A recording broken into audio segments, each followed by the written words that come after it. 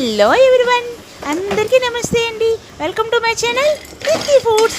ఈరోజు రెసిపీ మినపొడియాలు ఆలు వంకాయ వేసి కర్రీ ప్రిపేర్ చేస్తున్నాను. మొదటగా ఒక కళాయి తీసుకొని ఆయిల్ వేసుకున్న తర్వాత అందులో మినపొడియాలను దోరగా వేయించుకొని కలర్ చేంజ్ అయినంత వరకు ఉంచుకోవాలి. బాగా కలర్ చేంజ్ అయిపోయిన తర్వాత ఒక బౌల్లోకి వేసుకున్నాను. అదే కళాయిలో మరికొంచెం ఆయిల్ వేసుకొని ఆనియన్స్ పచ్చిమిర్చి దోరగా వేయించుకొని మూత పెట్టి ఉడికించుకున్నానండి.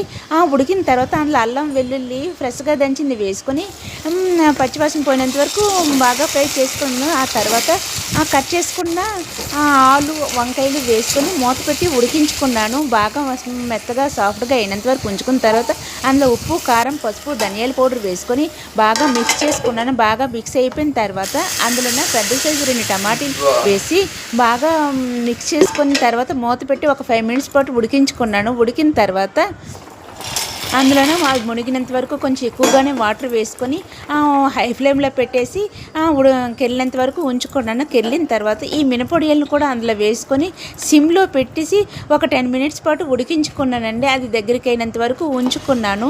ఇలా దగ్గరికి అయినంత వరకు ఉంచుకున్న తర్వాత స్టవ్ ఆఫ్ చేసేసానండి. ఈ కర్రీ చపాతీతో అయినా రైస్తో అయినా చాలా చాలా టేస్టీగా ఉంటుంది. ఈ కర్రీ అంటే మా పిల్లలకి కానీ మా వారికి కానీ నాకు కానీ అందరికీ చాలా చాలా ఇష్టం. చాలా చాలా టేస్టీగా వచ్చిందండి. ఒకసారి మీరు ట్రై చేయండి. నచ్చితే లైక్ చేసి సబ్స్క్రైబ్ చేసుకోండి.